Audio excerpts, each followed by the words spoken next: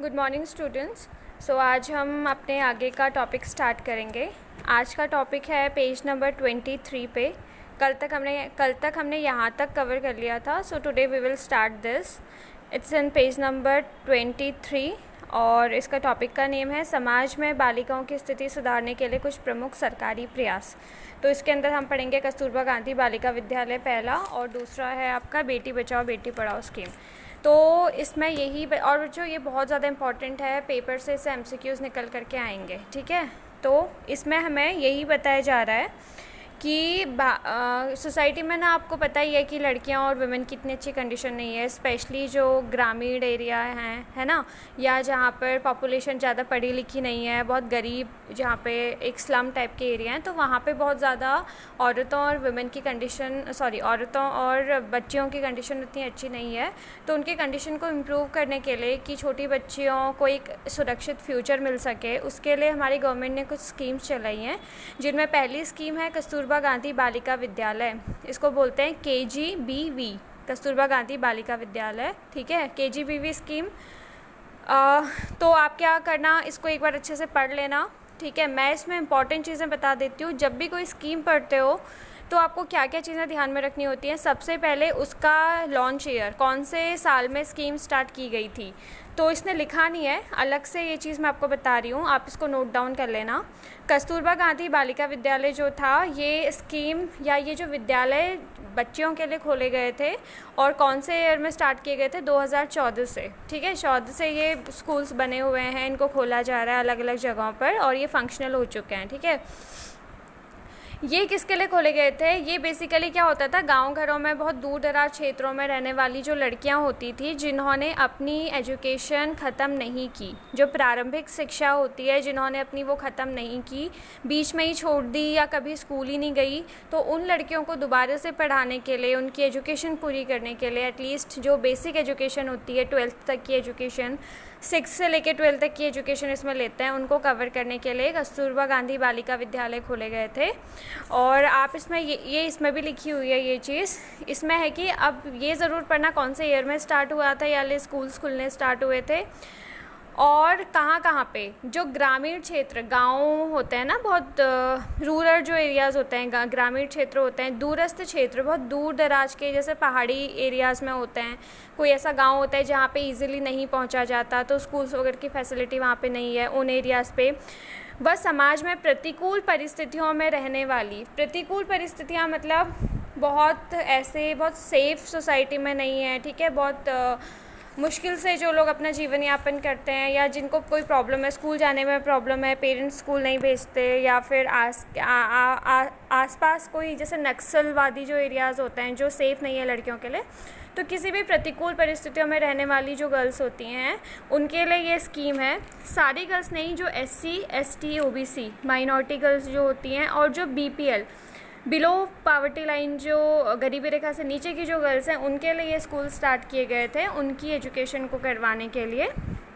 और जो लड़कियां हैं, उनका जो ईयर होते हैं, उनके साल होते हैं, 10 से 18 साल के बीच की जो लड़कियां होती हैं, इसमें उनको लिया जाता है, और जो ऐसी लड़कियां होती हैं, ठीक हो गया, मतलब इस कैटेगरी में जो आते हैं, और जो इन एरिया से आते हैं, वो। दूसरा, क्लास 6 से लेके क्लास 12 तक की एजुकेशन ये होती है कस्तूरबा गांधी बालिका विद्यालय में। तो स्टार्टिंग में तो क्या करते थे, स्टार्टिंग में ये लोग ये करते थे कि जो सेकेंडरी लेवल पे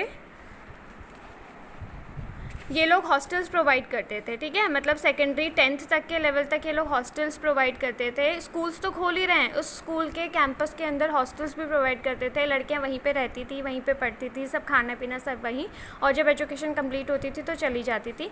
बट बाद में ये 12th तक के लिए इनको एक्सटेंड कर दिया गया, मतलब आप क्लास 6 में इन स्कूल्स में एडमिशन लोगे, आपको एक हॉस्टल टाइप के मिलेंगे स्कूल्स के, आप वहीं रहोगे और 12th तक अपनी एजुकेशन करोगे, और 12th के बाद वहाँ से आप फिर निकलोगे, ठीक है। तो इससे क्या हो गया था, जो लड़कियां बहुत गांव घर वाले एरियाज़ में रहती थी, दूर दराज एरियाज़ में रहती थी, जो ईज़िली नहीं आ पाती थी स्कूल में, तो उनको एक रेजिडेंशियल फैसिलिटी प्रोवाइड की गई, रहने का स्थान प्रोवाइड किया गया स्कूल में, ये हॉस्टल्स में। तो वो वहाँ पे रहते भी थे, वहीं पे स्कूल भी था, तो स्कूल पे भी जाते थे, और सब खाना पीना हर एक जिम्मेदारी स्कूल की ही होती थी, ठीक है।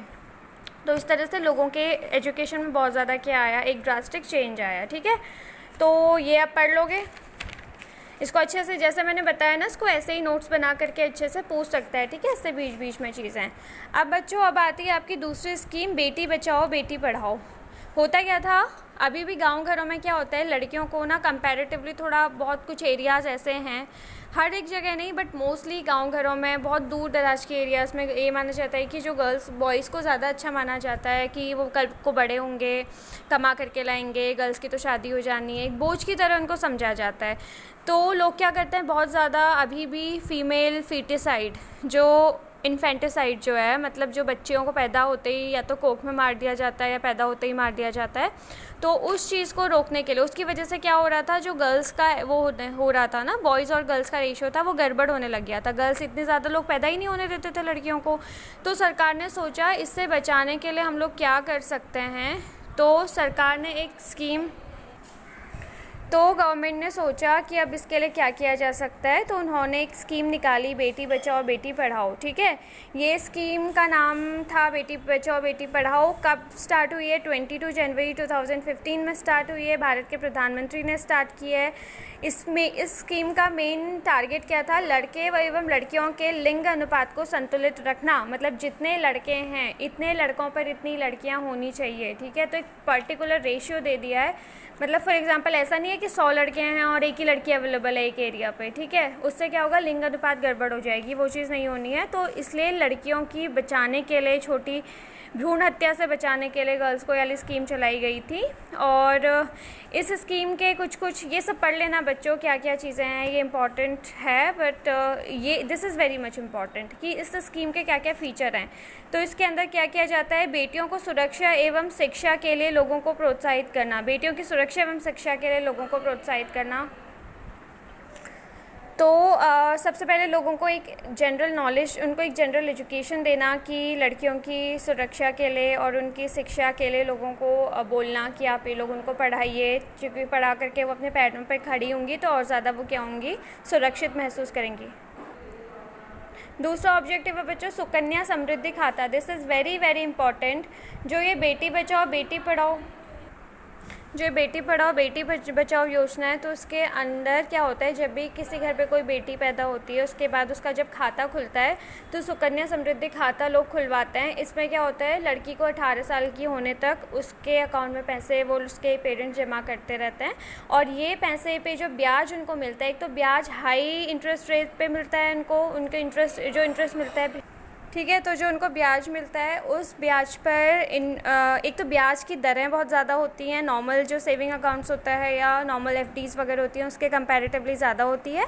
और दूसरा क्या होता है कि वो जो ब्याज होता है वो इनकम टैक्स फ्री होता है, उस ब्याज के ऊपर कोई टैक्स नहीं पड़ता, ठीक है, वही बेहतर ब्याज दर होती है। और इसमें क्या होता है ना बच्चों, जो गर्ल्स होती हैं, अगर तो होता क्या है, 18 साल तक उनको ये अकाउंट हो रहा है, तो लोग उस वजह से क्या करते हैं, अगर सोचो उससे पहले ही लड़की की शादी कोई करवा देगा 18 साल से पहले, तो वो चीज़ अब अवॉइड हो जाती है, ठीक हो गया। तो इसीलिए 18 साल तक गवर्नमेंट भी हेल्प करती है और फ्री की एजुकेशन दी जाती है। और जब लड़की क्या होती है 18 साल की या 21 साल की जब लड़की हो जाती है, मतलब 21 ईयर्स तक आप इस अकाउंट को रख सकते हो।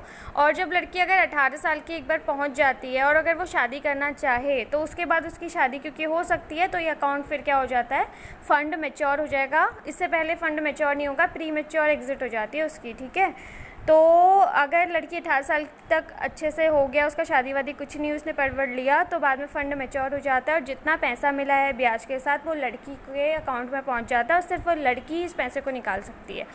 तो बेसिकली ये this was the main purpose of the scheme. और इसमें एक और इम्पॉर्टेंट फीचर है,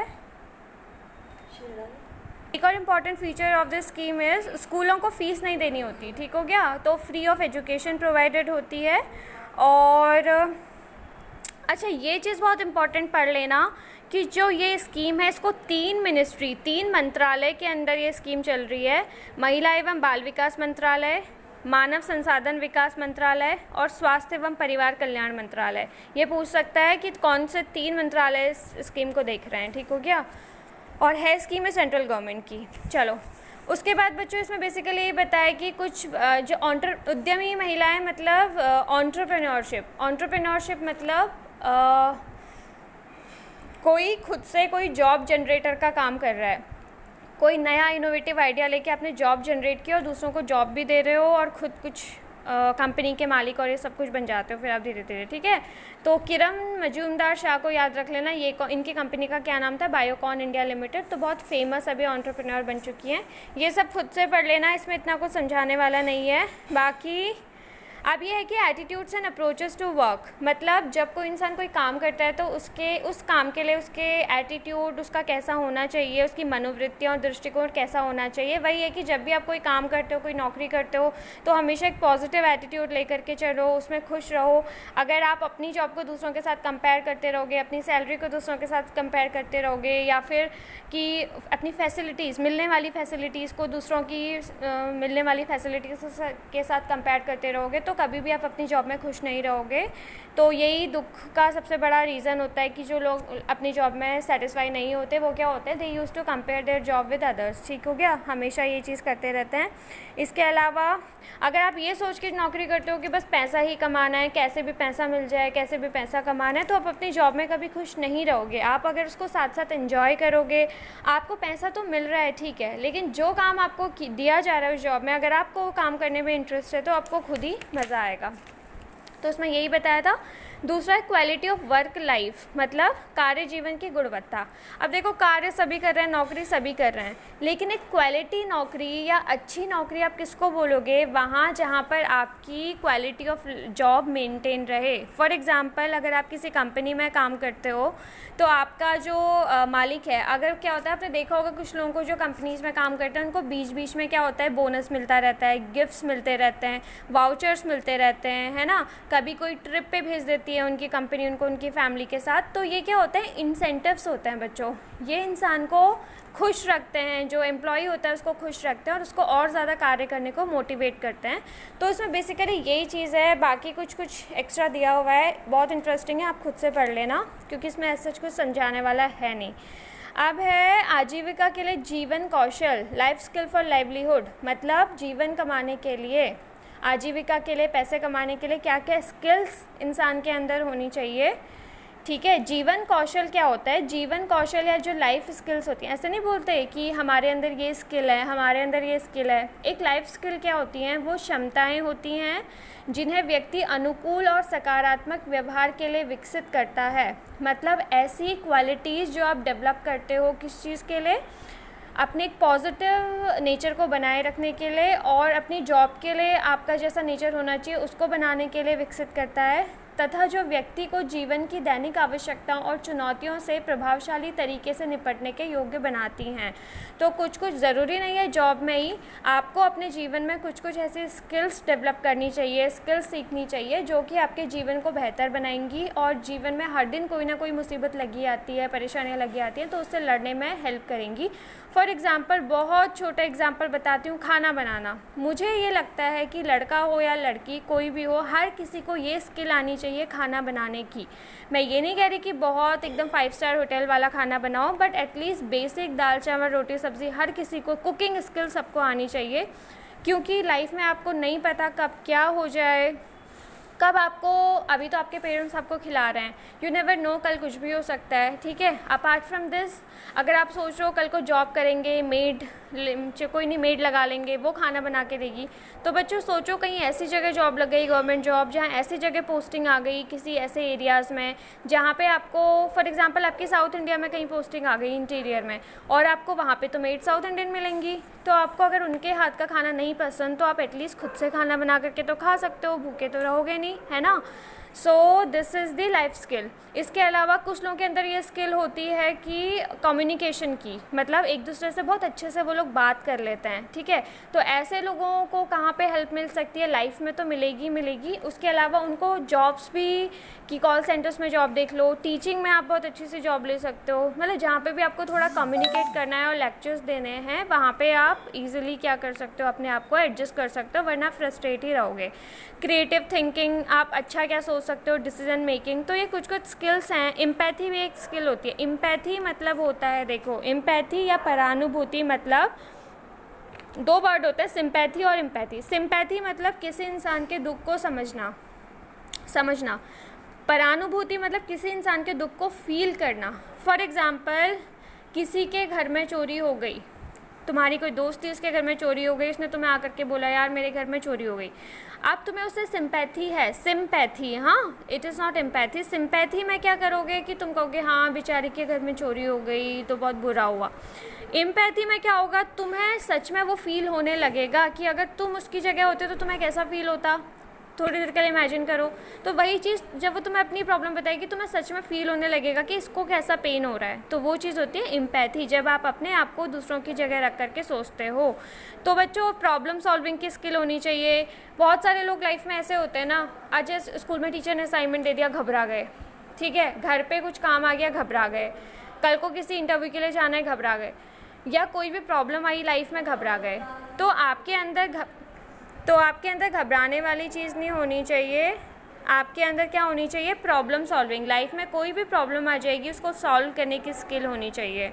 सिमिलरली कोपिंग विद स्ट्रेस, ठीक है, तनाव से जूझना। हर दिन छोटा मोटा तनाव आ जाता है, ये नहीं कि आप परेशान होकर बैठ जा रहे हो। आपको चाहिए कि लाइफ में तो प्रॉब्लम्स आती रहेंगी, तनाव आता रहेगा, उससे कैसे अच्छे से आप क्या करोगे, लड़ोगे, ठीक है। तो ये सारी स्किल्स होती हैं लाइफ स्किल्स, जीवन कौशल। इंसान को क्या सीखना चाहिए, ठीक है। चलो, दिस इज़ डन।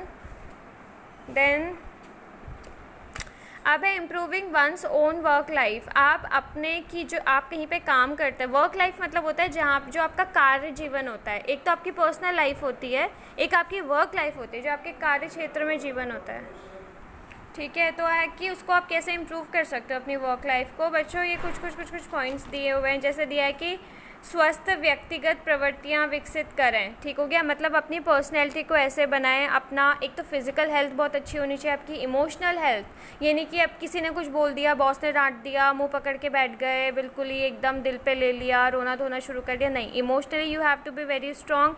मेंटली दिमाग, इतना तनाव आएगा जब कल को आप काम करोगे, टेंशन्स आएंगी, ये नहीं कि आप एकदम से दिमागी तौर पे परेशान हो जा रहे हो, नहीं। तो mentally you have to strong, emotionally you have to strong, and physically of course. अगर फिजिकल हेल्थ ही सही नहीं है तो फिर तो कुछ नहीं हो सकता। तो ये सब कुछ स्ट्रॉन्ग होना चाहिए, ठीक हो गया।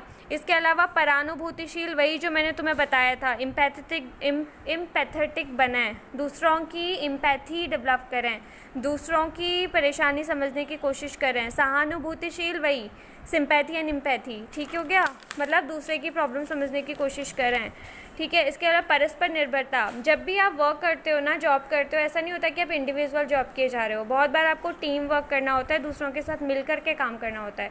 जॉब छोड़ दो, नॉर्मल स्कूल्स में भी बहुत असाइनमेंट्स ऐसे होते हैं जो ग्रुप असाइनमेंट होते हैं, ठीक है, एक दूसरे के साथ काम करके ही वो चीज़ पूरी होती है। तो परस्पर एक दूसरे के ऊपर डिपेंडेंसी होती है। तो अपना नेचर ऐसा रखो कि आप दूसरे के साथ आराम से काम कर पाओ, लड़ाई झगड़ा नहीं होना चाहिए। तो ये सारी चीज़ें हैं, कुछ it's very easy to understand, पढ़ लेना। अब है essential soft skills. Soft skills मतलब होती हैं ऐसी स्किल्स जो बाहर से नहीं दिखाई देती। ऐसे नहीं है कि सुंदर है, तेज़ दौड़ता है, ये करता है, वो करता है। अंदर जो आपके अंदर जो स्किल्स होती हैं वो आपकी क्या क्या चाहिए आपके काम करने की जगह पर।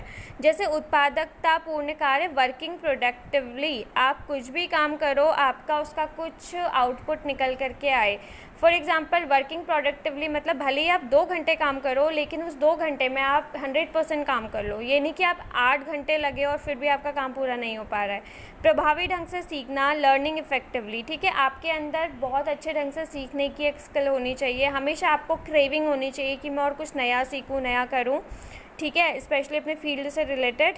सिमिलरली कम्युनिकेटिंग क्लियरली, आपने क्लियरली, जो भी हिंदी में है ये स्पष्ट संप्रेषण, आपके अंदर ये कैपेसिटी होनी चाहिए कि आप सामने वाले के सामने अपनी बात स्पष्ट तरीके से रख पाओ। मिलजुल कर काम करना, ठीक है। विवेचनात्मक और रचनात्मक सोच, थिंकिंग क्रिएटिवली एंड क्रिटिकली, मतलब कोई भी चीज़ आपको दी जा रही है, कोई भी काम, कोई भी प्रॉब्लम अगर आपके सामने आ रही है तो उसका बहुत अच्छे तरीके से, बहुत क्रिएटिव वे से उसका क्या करो, सामना करो, ठीक हो गया। कि नई नई चीज़ सोचो कि कैसे हम इसको सॉल्व कर सकते हैं या कैसे किसी चीज़ को कुछ कर सकते हैं, ठीक है। बाकी और ये सारा है पढ़ लेना। अब कल वाली क्लास में, दिस इज़ वेरी इंपॉर्टेंट, इससे 101% आता है टॉपिक अर्गोनॉमिक्स। ये थोड़ा समझने में, एक बार समझने में थोड़ा आपको लगेगा मेहनत, लेकिन एक बार समझ में आ गया फिर आप कभी भूलोगे भी नहीं और इससे हमेशा आता है पेपर में। तो ये मैं कवर करूँगी कल की क्लास में।